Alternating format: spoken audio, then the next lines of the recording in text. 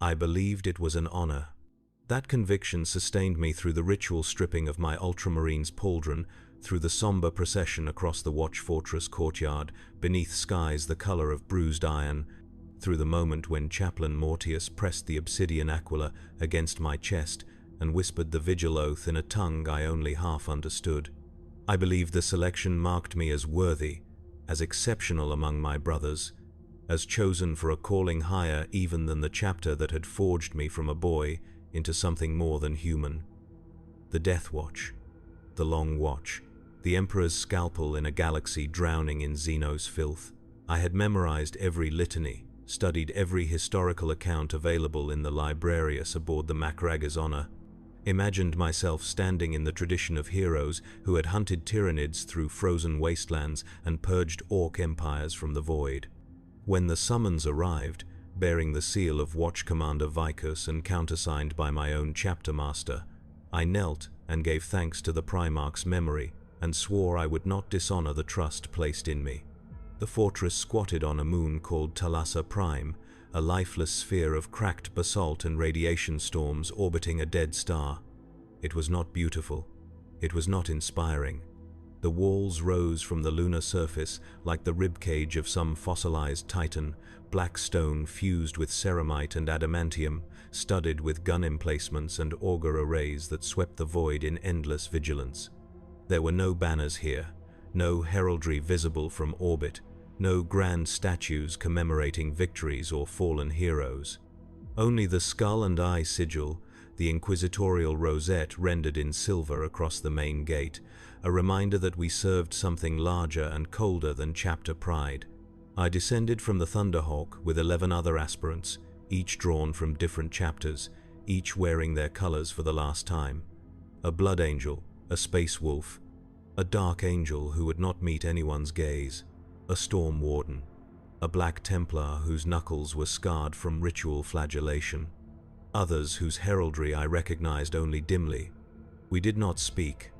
The wind across the lunar plain howled with a frequency that made my teeth ache, and the serfs who met us wore rebreathers and said nothing as they gestured us toward the fortress interior. Inside, the air tasted of recycled coolant and incense burned too long. The induction hall stretched 100 meters beneath vaulted ceilings etched with names I could not read in the dim amber lighting.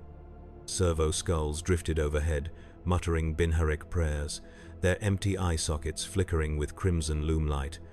At the far end, a dais supported an altar draped in black cloth, and behind it stood the assembled officers of the watch, chaplains in skull helms, librarians in psychic hoods trailing silver chains, apothecaries with narthecium gauntlets folded across their chests, and watch captains in armor painted the color of void itself. No one smiled, no one welcomed us. Watch Commander Vicus stepped forward, a giant even among Astartes, his armor so old the ceramite had taken on an oily sheen, and the seals along his gorget bore marks I suspected were Xenos script. His voice, when he spoke, was a grinding rasp filtered through a vox grill cracked by some ancient wound. He told us we were nothing. He told us our chapters were irrelevant here. Our traditions, our oaths, our primarchs, the colors we wore, the heraldry we cherished, all of it was dust and sentiment. The Death Watch acknowledged only one loyalty, one purpose, one truth. The Xenos existed to be destroyed. We existed to destroy them. Everything else was distraction. He said the vigil would strip us of illusions, reduce us to our essential function, and rebuild us as instruments fit for the Emperor's true will. He said we would forget our former lives. He said this was necessary. He said it was mercy. Then he gestured to the serfs, and they came forward with chromed tools that gleamed under the chapel lights, and one by one they removed our pauldrons and took them away into a vault I never saw opened again. I watched my Ultramarine's insignia disappear into the darkness and felt the first crack in my certainty. They gave us new armor that night, black ceramite, unadorned except for the silver skull on the left pauldron and the inquisitorial rosette on the right. No personal heraldry, no squad markings, no oaths inscribed on the vambrace. The armor fit poorly at first, the autosenses calibrated for someone else, the interface sockets scraping against the neurological ports along my spine in ways that made my vision flicker.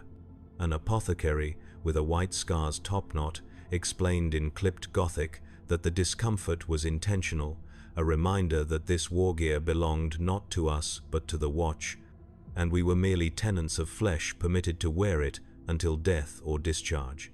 He adjusted the gorget with a magno wrench, twisting until the seal hissed and my breathing became labored, then released it half a turn and told me that was how it should feel. Always a little too tight. Always a little too restrictive, so I would never forget I was bound. The first rotation began before dawn, though Thalassa Prime had no true dawn. We assembled in the kill team muster hall, a cavernous space, lit by strips of harsh white lumens that made shadows pool in the corners like spilled ink. There were 47 of us, divided into 7 kill teams by criteria no one explained. I was assigned to Team Obsidian, alongside the Blood Angel, the Space Wolf, a silver skull named Kovash, and a mentor whose name I never learned because he died on our 3rd deployment. Our watch sergeant was a raven guard called Vael, a thin-faced warrior with eyes like chips of slate and a voice so quiet I had to strain my autosenses to hear him during briefings. He told us our first target was an orc infestation on a mining colony called Grest, 17 days warp transit from Thalassa Prime, and that our objective was extermination without exception. No prisoners, no salvage, no glory, just killing until the Xenos stopped moving. I asked if there were colonists to evacuate.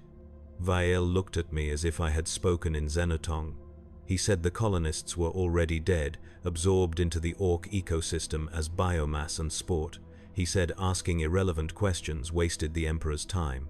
Then he moved on to requisition protocols and engagement parameters, and I felt the eyes of my new brothers on me, judging, cataloging my mistake.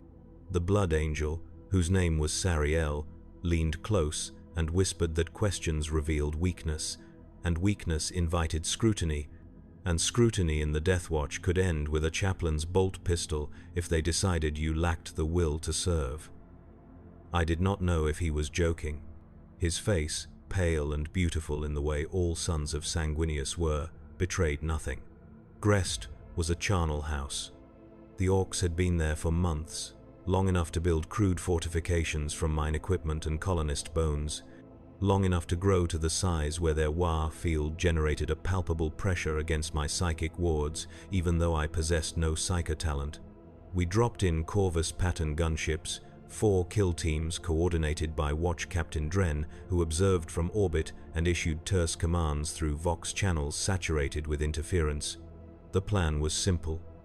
Locate the war boss, kill it, watch the tribe collapse into infighting, purge the survivors.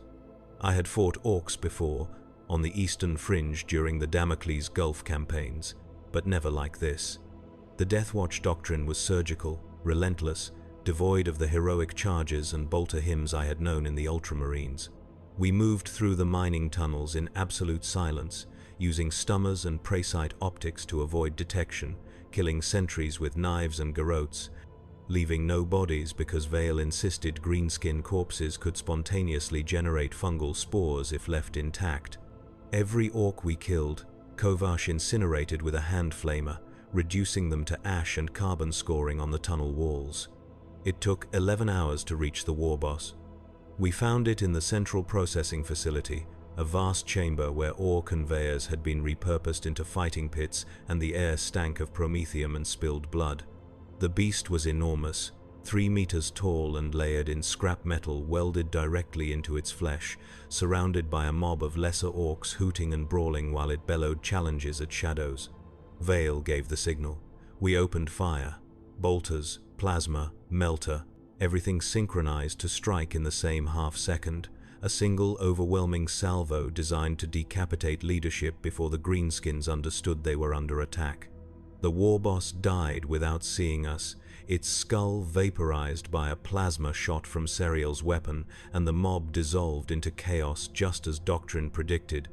Then we waded in with blades and finished them while they tore at each other, and I remember thinking this was not battle but butchery, efficient and joyless, and wondering if this was what the Emperor truly wanted from his angels. No one spoke on the flight back to Talassa Prime. We sat in the Corvus hold, armor scorched and slick with Xenos blood, and Vial cleaned his combat knife with a rag soaked in blessed oils while the engines screamed through the Imperium. Sariel murmured prayers to his Primarch, words about beauty and sacrifice that seemed hollow in the gunship's iron belly. The Space Wolf, whose name was Halder, sharpened his axe and sang something low in Fenrisian that might have been a dirge. I tried to feel pride, or satisfaction, or the righteousness I had known after purging the tyrannid swarms on Tarsis Ultra. Instead, I felt tired and distant, as if I had watched the battle through someone else's eyes and merely performed the motions expected of me. The Watch Fortress received us without ceremony. Serfs hosed the gore from our armor in decontamination chambers that reeked of lye and ammonia. Apothecaries scanned us for genetic corruption and logged our kill counts in data vaults I never saw. A chaplain, whose name I did not catch, delivered a brief sermon about the Emperor's judgment and the purity of purpose, then dismissed us to our cells. I called mine a cell, though officially it was a personal sanctum. 3 meters by 4. A cot. A weapon rack. A devotional alcove with a purity seal and a single candle that burned with a bluish flame I suspected was not wax. No window, no decorations, no connection to anything I had known before. I lay on the cot and stared at the ceiling, which was black stone veined with silver, and tried to remember the face of my first squad sergeant in the Ultramarines, the one who had taught me the Codex Astartes principles and died holding a breach against Genestealer horrors. I could not remember his name. That frightened me more than the orcs had. The rotations blurred together after Grest. We deployed, we killed, we returned. Each mission had a designation, an objective, a Xenos classification, but they bled into one another until I could no longer distinguish one Danchan from the next. An Eldar Corsair fleet harrying Imperial shipping lanes in the Corvus cluster. A Genestealer cult on a hive world called Vortan, hidden in the industrial sublevels where our flamers turned entire districts into crematoria. A Tau expeditionary force that had established a beachhead on a night world, and we infiltrated their command post during a diplomatic ceremony and butchered their ethereal caste before they could speak a word of their greater good philosophies. Every deployment followed the same pattern: intelligence briefing, equipment requisition, insertion, killing, extraction, debriefing. Each time, Vale's voice grew a little quieter, a little more mechanical, as if the act of speaking required effort he could barely muster. Each time, I felt something inside me harden and grow cold. They tested us between missions, gene screenings to ensure no Xenos taint had corrupted our biology. Psychodoctrinal evaluations where librarians asked questions designed to expose ideological deviation, combat simulations in the kill houses, vast training complexes beneath the fortress where servitors dressed in alien bioforms stalked us through artificial environments, while overseers monitored our responses and noted hesitations or inefficiencies. I failed a simulation on my 43rd day. The scenario involved a human settlement infiltrated by what appeared to be Genestealers, but the implanted colonists included children, and I hesitated for 2.3 seconds before executing them. 2.3 seconds. The servitor overseer flagged it as unacceptable. That evening, Chaplain Mortius summoned me to his sanctum, a stone chamber lit by braziers that smelled of burning bone, and for an hour he questioned my commitment to the vigil. He asked if I valued human life above the Emperor's will. He asked if sentiment clouded my judgment. He asked if I understood that mercy toward the tainted was heresy in its purest form. I gave the answers I thought he wanted, but he was not satisfied. He made me kneel and recite the litany of unmaking, a prayer I had never heard in the Ultramarines, a prayer that described humanity as clay to be molded and discarded at the Emperor's discretion. When I finished, he placed his bolt pistol against my temple and told me the next hesitation would end with the gun's discharge. I believed him. The gun's muzzle was cold even through my skin, and in that moment I understood that the Death Watch did not merely expect obedience. It demanded the annihilation of doubt, the excision of conscience, the transformation of warriors into perfect executioners who would burn worlds if the order came sealed with the inquisitorial rosette. Mortius withdrew the weapon and dismissed me, but the sensation lingered for days, a phantom pressure against my skull, and I found myself reciting the litany of unmaking in my cell at night, over and over, until the words lost meaning and became only sounds vibrating in my throat. The Space Wolf left Team Obsidian after the 78th deployment. Haraldur had been with us for nearly a standard year, and in that time he had grown increasingly erratic, muttering about dishonor and the loss of sagas, challenging enemies to single combat during missions where doctrine demanded silent extermination. Vael reported him. The chaplains summoned him. He did not return. Later, Sariel told me he had seen Haraldur in the penitent cells, chained to a wall and subjected to hypno-indoctrination cycles designed to suppress his chapter's cultural conditioning. I asked if that was even possible, if the sagas and totems that defined the Volca Fenrica could simply be erased. Sariel shrugged and said the Death Watch had methods, technologies salvaged from the Dark Age, psychic techniques borrowed from the Inquisition's most ruthless Ordo Xenos agents. He said the fortress held secrets we would never fully understand, and it was better not to ask questions that might draw the wrong kind of attention. I stopped asking questions. Our new fifth member was a storm warden named Gaius, and he integrated seamlessly because he had no personality left to integrate. He spoke only when required, executed every order without variation, and spent his downtime in a penitent crouch before his devotional alcove, whispering prayers in a voice so monotone it sounded like malfunctioning Voxcaster static. Vael seemed pleased. He told us Gaius represented the ideal, a warrior purified of ego and doubt, reshaped by the vigil into an instrument of singular purpose.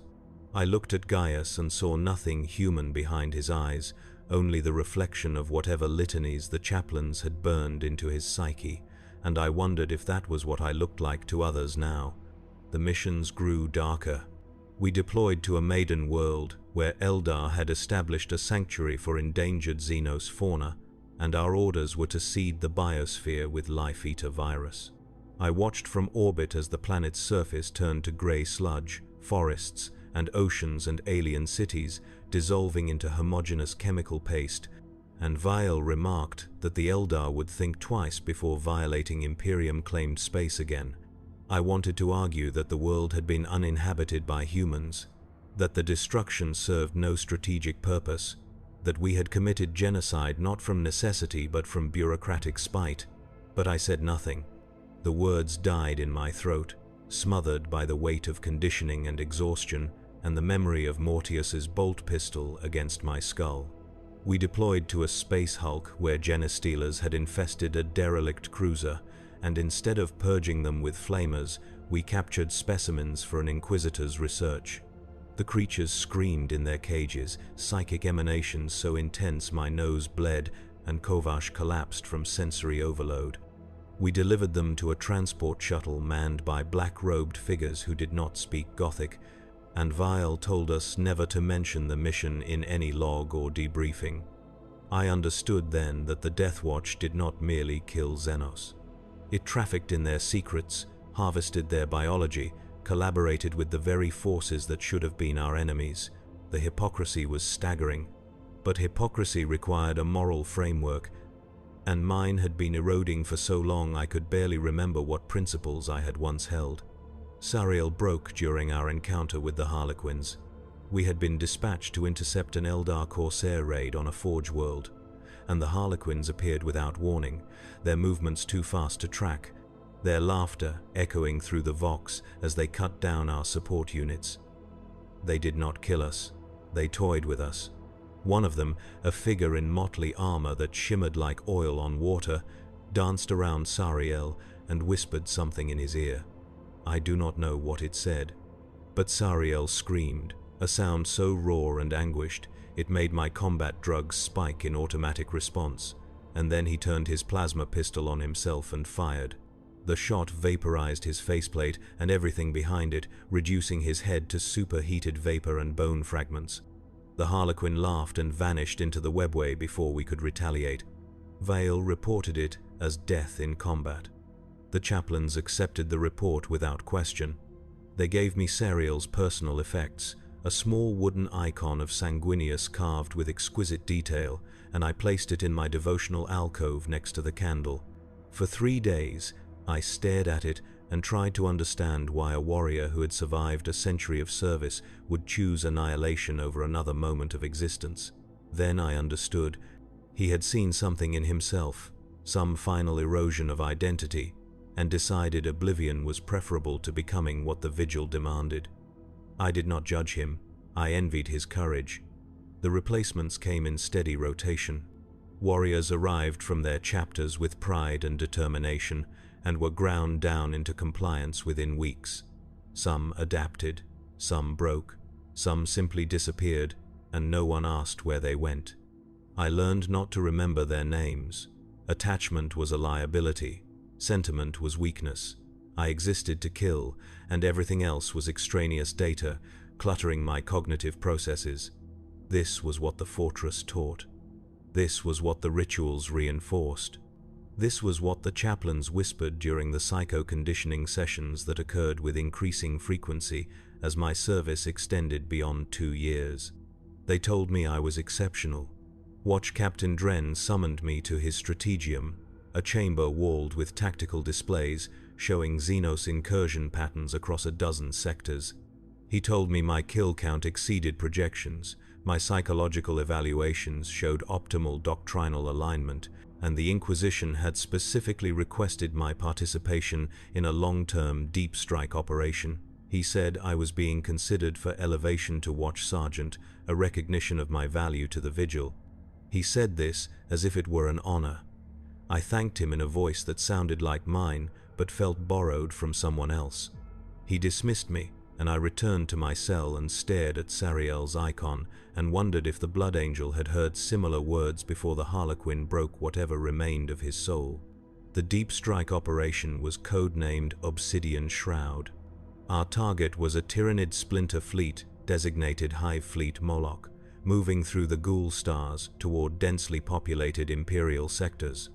Intelligence indicated the fleet possessed unusual behavioral patterns, suggesting synaptic innovation or hive mind experimentation, and our mission was to infiltrate a bioship, plant a virus bomb in the central ganglion, and escape before the detonation triggered a cascade failure across the fleet's neural network. The operation required a 6-member kill team, all veterans, all expendable. Vile would lead. I would serve as second. Kovash would provide tech support.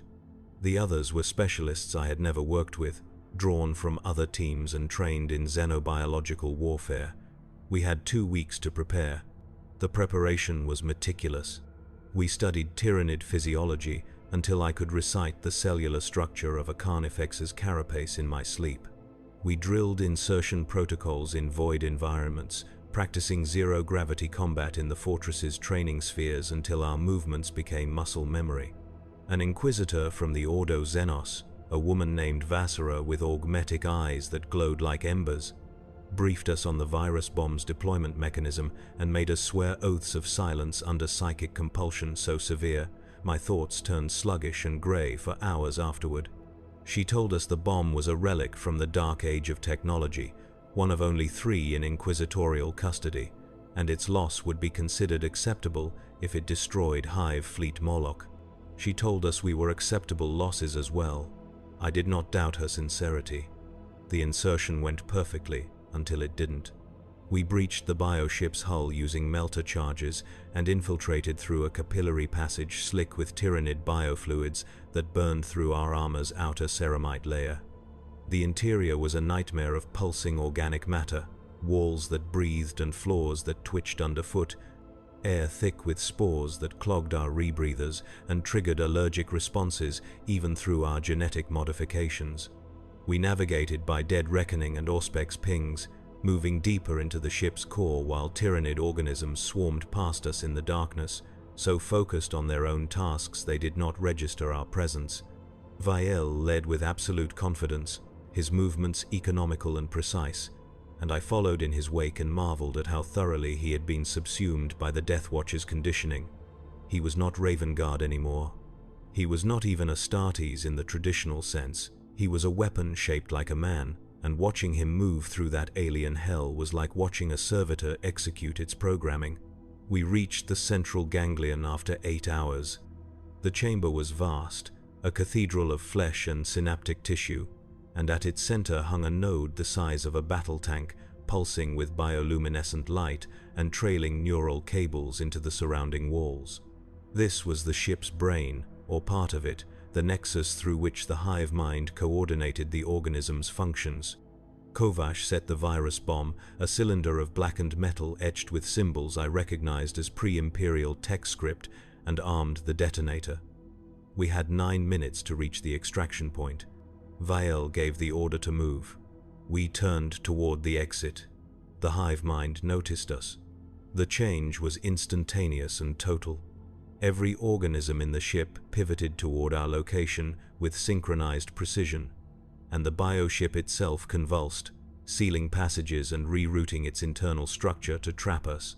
Tyrannid warriors erupted from the walls, their scything talons gleaming with acidic secretions, and gene stealers poured from vents overhead in a chittering wave. We fought. Bolters roaring, flamers spewing promethium, combat blades carving through chitin and flesh. Kovash fell first, torn apart by a lictor that materialized from the shadows and bisected him before he could scream. One of the specialists, a consecrator whose name I never learned, disappeared into a swarm of rippers and emerged seconds later as a skeleton picked clean.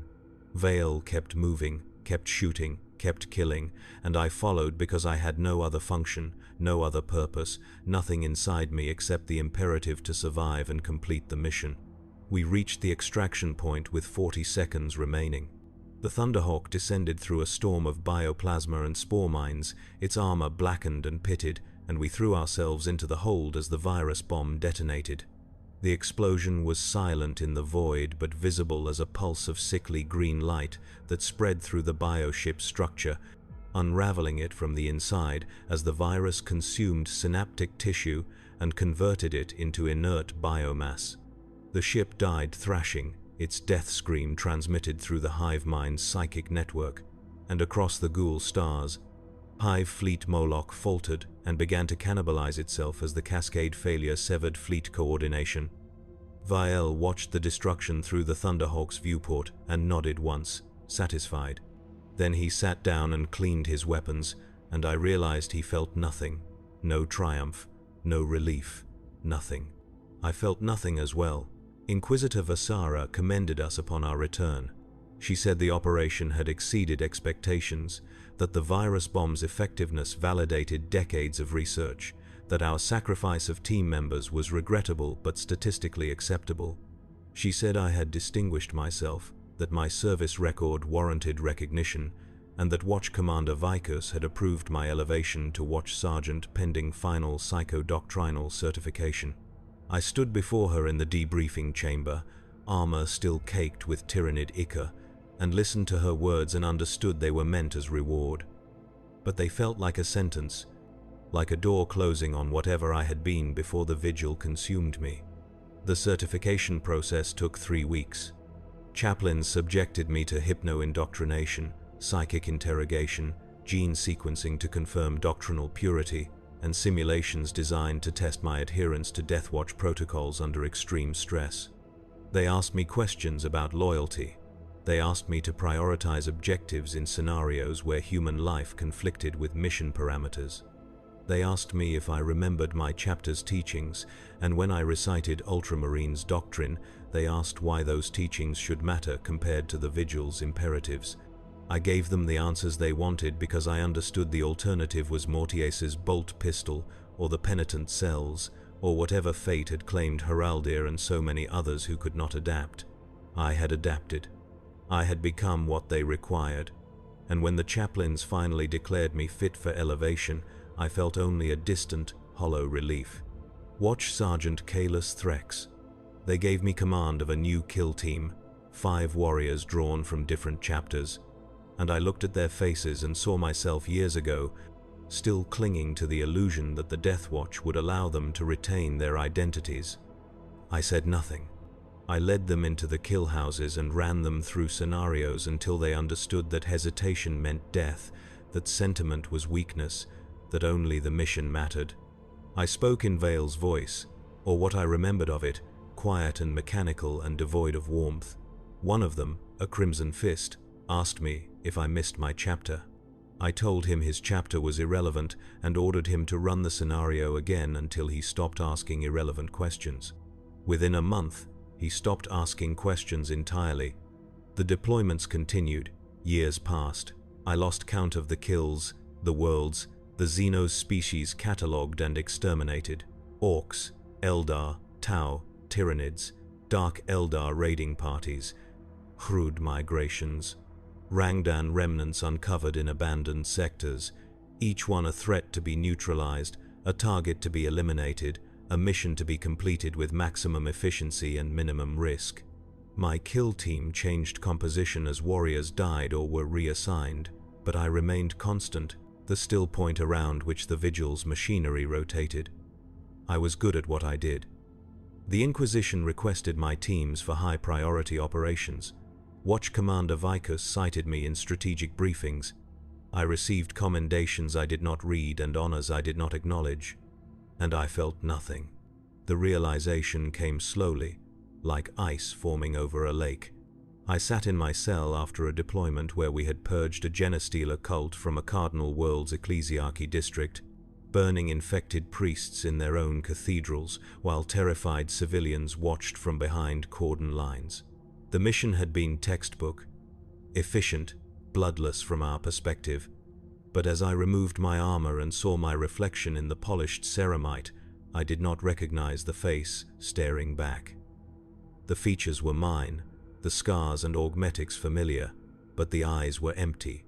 There was no anger there, no faith, no conviction, only exhaustion and a kind of hollowness that felt like staring into a void where something vital had once existed. I tried to remember why I had wanted to serve. Before the Death Watch, before the Vigil, when I was still a neophyte in the Ultramarines, learning the Codex Astartes from sergeants who believed in honor and brotherhood and the Primarch's vision of ordered excellence, I tried to remember the pride I had felt during my first battle, the camaraderie of my squad, the sense of purpose that came from defending humanity against the terrors of the galaxy. I could recall the events, the names, the battles, but they felt like someone else's memories, stories I had been told but never lived. The emotional connection was gone, severed by years of conditioning and psycho-doctrinal reinforcement and the relentless grinding away of everything that did not serve the Vigil's purposes. I was a weapon, perfect, efficient, emotionless, and utterly alone. The realization should have horrified me. It should have driven me to the chaplains, to the apothecaries, to anyone who might arrest the erosion of my humanity. But I felt only a distant curiosity, as if observing the deterioration of a machine I had been tasked to maintain. I logged the observation in my personal data slate, a single line appended to decades of mission reports and kill tallies. Noted decline in effective response. Recommend monitoring. Then I sealed the file and prepared for the next deployment, because that was what I did. That was all I did. The summons came during my 8th year of service. Watch Commander Vicus requested my presence in his sanctum, a chamber at the fortress's highest point where the walls were transparent armor cries and the view stretched across Talassa Prime's blasted landscape to the void beyond. He stood silhouetted against the starfield, his massive frame rendered in shadow, and when I entered, he did not turn. He spoke to the darkness, his voice like gravel grinding in a chute. He said my service had been exemplary. He said the Vigil recognized my contributions. He said the Inquisition had noted my effectiveness. Then he said the words I had never expected to hear. My term was complete. I was being released back to the Ultramarines. I stood there, ceramite boots locked against the stone floor, and tried to process the statement. Released, returned. As if 8 years of transformation could be undone, as if I could simply walk back into the chapter that had forged me and resume the identity I had worn before the Death Watch consumed it. Vickers turned finally, and in the starlight his face was a mask of scar tissue and augmetics, his eyes pale and distant. He asked if I understood. I said yes, though I did not. He told me to report to the embarkation deck at dawn, that a shuttle would convey me to the nearest Imperial Navy facility where I could rejoin my chapter. Then he dismissed me with a gesture, and I left his presence and walked through the fortress corridors in a daze, the weight of his words pressing down like a physical force. I should have felt joy, relief, liberation. Instead, I felt terror. That night, I did not sleep. I sat in my cell and stared at the devotional alcove where Sariel's icon still rested beside the candle, and I tried to imagine myself back aboard the Macrage's Honor, surrounded by brothers who spoke of honor and the Codex and the Primarch's legacy. I tried to imagine wearing Ultramarines blue again, reciting the old litanies, serving in a company where victories were celebrated and fallen brothers mourned. The images would not cohere. They felt false, alien, like costumes I no longer fit. The Death Watch had not merely stripped away my chapter identity. It had replaced it with something else, something colder and sharper and incompatible with the warrior I had been. I was not Ultramarines anymore. I was not even certain I was Astartes in any meaningful sense. I was Death Watch. And the Death Watch did not release its grip easily. The embarkation deck was crowded the next morning. 3 other warriors stood ready for departure, each drawn from different kill teams, each wearing the black armor with their chapter pauldron restored, a salamander, an iron hand, a raptor. They looked uncomfortable, shifting their weight and adjusting straps as if the armor no longer fit correctly. I recognized the expression. The same unease I felt, the same sense of dislocation. A chaplain delivered a brief benediction, thanking us for our service to the vigil and reminding us that we carried the Emperor's will wherever we went. Then the shuttle's engines ignited, and we boarded in silence and lifted away from Talassa Prime's surface, and I watched the watch fortress recede through the viewport until it was only a black smudge against the lunar gray. The salamander wept, quietly, his shoulders shaking, tears cutting tracks through the grime on his face. The iron hand stared at nothing, his augmetic eyes clicking and refocusing as if searching for targets that were not there. The raptor cleaned his combat knife with obsessive precision, the same motion repeated endlessly, his hands trembling. I sat apart from them and felt nothing, and wondered if that made me the most damaged or the most successfully reconditioned. The Navy facility was a sprawling orbital platform in the Ultramar sector, and the Ultramarines maintained a permanent garrison there. I disembarked and was met by a captain of the 4th Company, a warrior I vaguely remembered from my neophyte training decades ago. He greeted me by name, called me brother, and said the chapter was honored by my return. His words were warm, his smile genuine, but I could not reciprocate. I stood before him in my black armor, the inquisitorial rosette still bolted to my pauldron, and I saw him register my silence, my stillness, the absence of anything resembling the enthusiasm he expected. His smile faded. He asked if I was well. I told him I was functional. The word choice disturbed him. I could see it in the tightening around his eyes, but he said nothing more and escorted me to the garrison's apothecarian for processing. The apothecary was efficient and thorough. He scanned my biology, logged my augmetics, reviewed my service history from the data slate I provided. He asked about injuries sustained during the vigil. He asked about psychological status. He asked if I had experienced nightmares, hallucinations, episodes of dissociation. I answered truthfully. No nightmares, no hallucinations, no episodes, nothing. His expression grew concerned, and he ran additional scans, focusing on neurological activity and genetic markers associated with trauma response. When the results returned, he frowned and called in a librarian. The librarian was a psyker of moderate strength, and he conducted a shallow psychic examination while I sat motionless on the apothecarian's examination slab.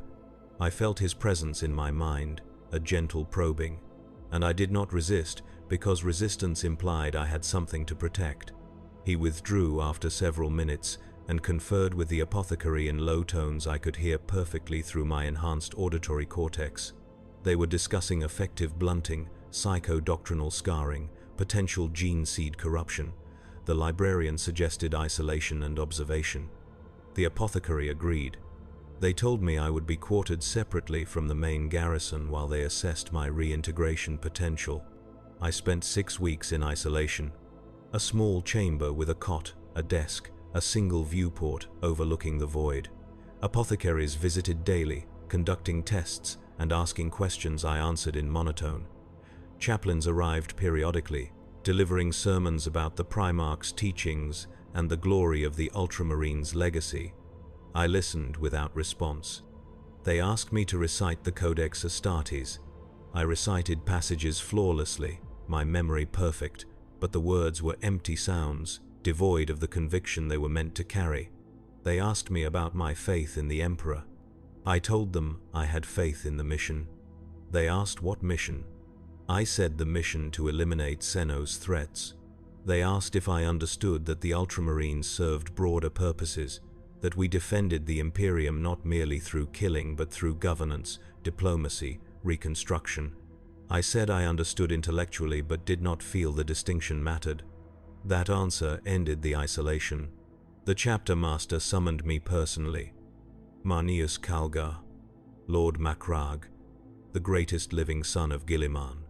I knelt before him in the garrison's chapel, a space adorned with banners and relics and the statues of heroes whose names I had once memorized with reverence. Calgar stood before the altar, his power fists, gauntlets of Ultramar resting on his hips, his face stern and weathered. He asked me to rise. I rose. He studied me for a long moment, his gaze penetrating, and I met it without flinching because I had stood before Inquisitors and Xenos horrors and the void itself, and even the Lord Macragge could not unsettle something that no longer possessed the capacity for unease. He asked what the Death Watch had done to me. I told him they had made me effective. He asked if I remembered why I became an Ultramarines. I told him I remembered the events but not the emotions. He asked if I wanted to serve the chapter again. I told him I wanted to serve. The chapter was irrelevant.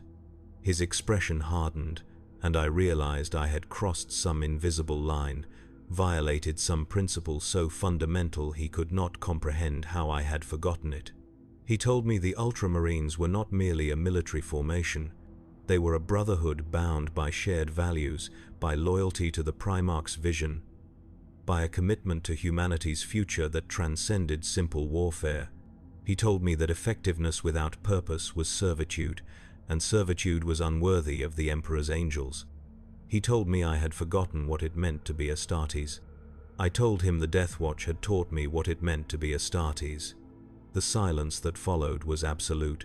Calgar stared at me as if I had spoken heresy, and perhaps I had.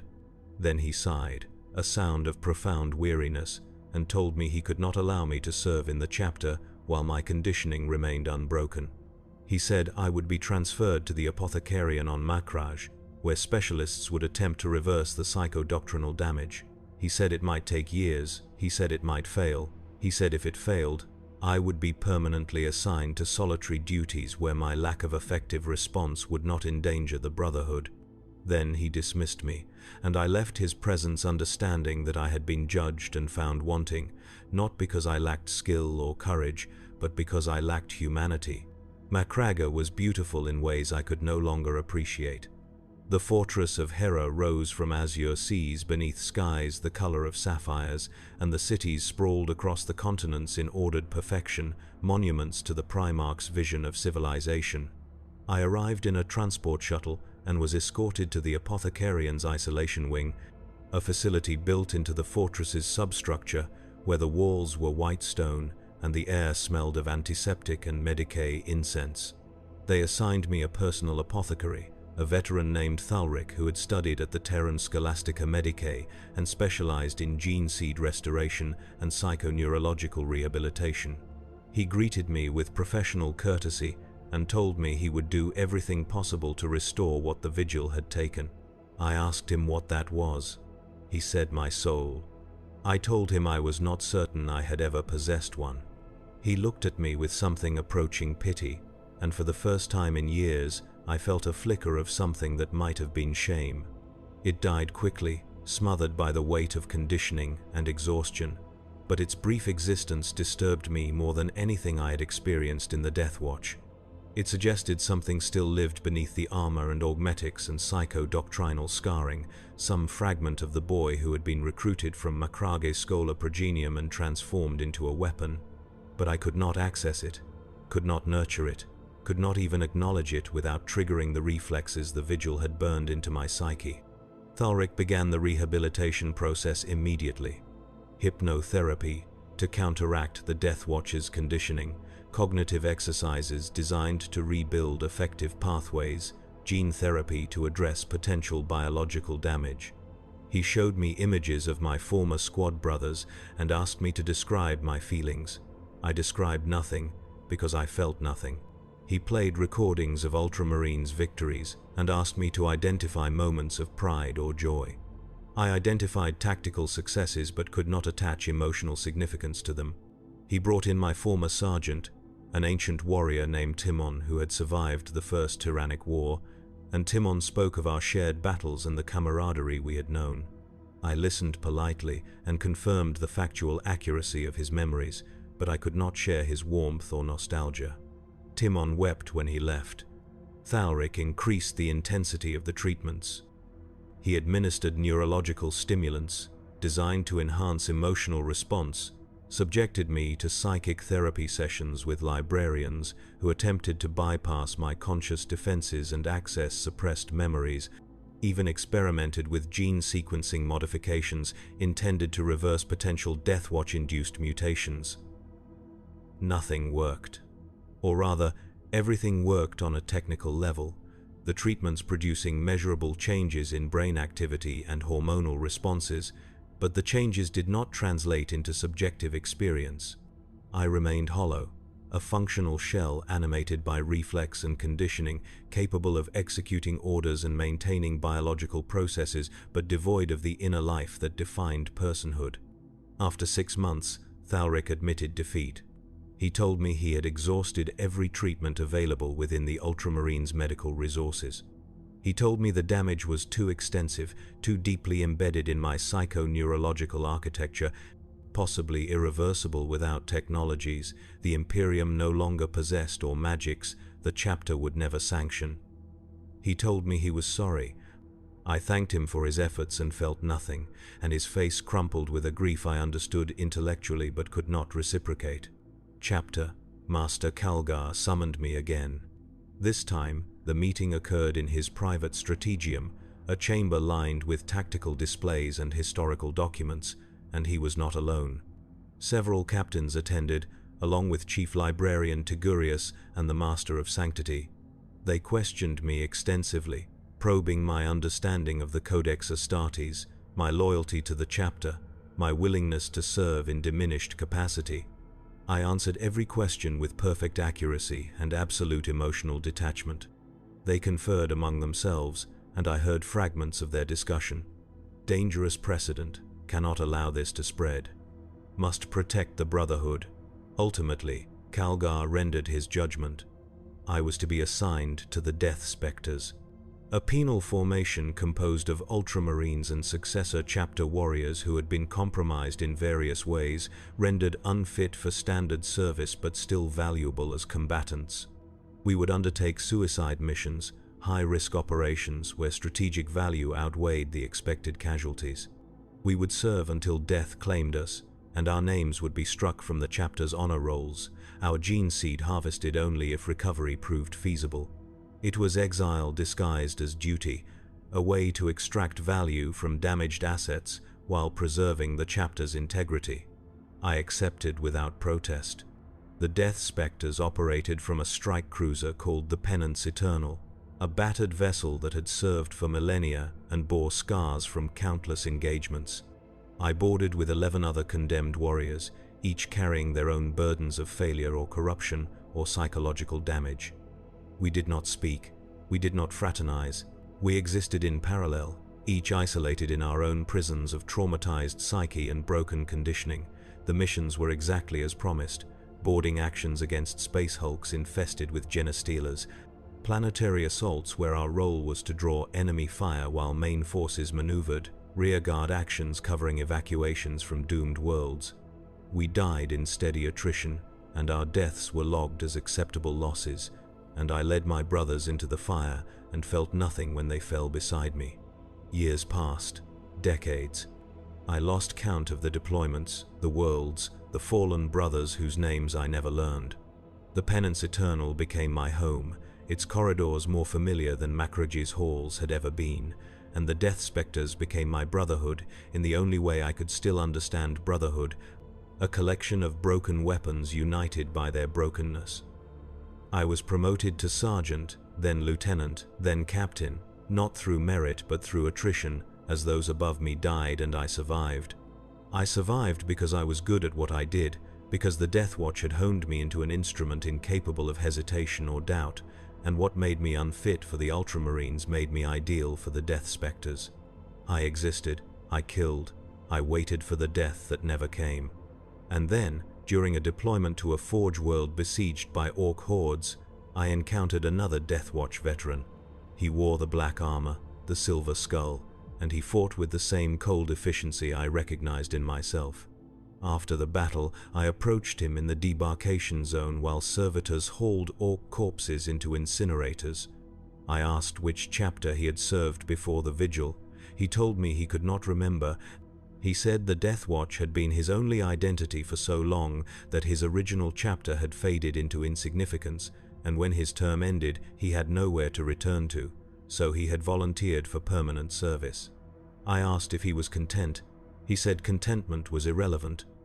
He said he existed to kill Xenos, and the vigil provided ample opportunity for that purpose, and anything beyond was unnecessary complication. I recognized his words. They could have been mine. And in that moment, staring at this faceless warrior who had been consumed so thoroughly by the Death Watch that nothing remained of his former self, I understood what I had become.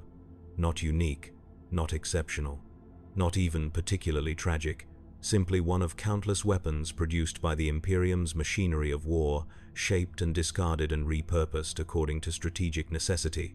The Death Watch had not destroyed me. It had revealed what I had always been beneath the veneer of chapter pride and Primarch worship: a tool, an instrument of violence, a necessary evil in a galaxy that required evil to survive. The realization should have broken me. Instead, it brought a kind of peace. I returned to the Penance Eternal and sat in my cell, a space identical to the one I had occupied on Talisa Prime, and I understood that I had been searching for something to mourn, some lost identity to grieve, when in truth there had never been anything to lose. I had been forged from childhood to kill the Emperor's enemies. The Ultramarines had given me one set of protocols. The Death Watch had given me another. The Death Spectres had given me a third. But the core remained unchanged. I was a weapon, and weapons did not require identity or purpose beyond their function. I stopped resisting. I stopped trying to remember what it felt like to be human, or Astartes, or anything other than what I was. I stopped seeking connections with my brothers or meaning in my service, or hope for a future that did not end in violent death. I simply existed, moment to moment, deployment to deployment, kill to kill. The years passed. The galaxy burned. I fought in obscurity on worlds whose names I did not learn against enemies I did not hate, and when I finally fell, struck down by a Tyrannid warrior's scything talons during a rearguard action on some nameless agri-world, my last thought was not of the Emperor or the Primarch or the Chapter or any of the ideals I had once pretended to serve. It was simply relief. Relief that the waiting was over, that the function had reached its terminus, that the weapon had finally broken beyond repair. I lay on blood-soaked earth beneath alien skies and felt the life drain from my body in steady pulses, and I welcomed the darkness not as enemy or friend but as simple conclusion. Somewhere, apothecaries would harvest my gene seed and implant it in a new aspirant who would repeat the cycle of transformation and service and erosion. Somewhere, the Death Watch still turned warriors into weapons and discarded them when their edges dulled. Somewhere, the Imperium ground on in its eternal war against extinction, fueled by the sacrifice of souls it never acknowledged and heroes it never mourned. But I was done. I had served. I had killed. I had endured the twisted life of the Death Watch and survived long enough to understand that survival was not victory but merely prolonged suffering. And now, finally, mercifully, it was finished. The darkness took me gently, and I surrendered to it without resistance, a weapon returning to the armory, a tool laid aside, a life that had never truly been lived, reaching its unremarkable end in the mud and blood of a galaxy that would never remember my name.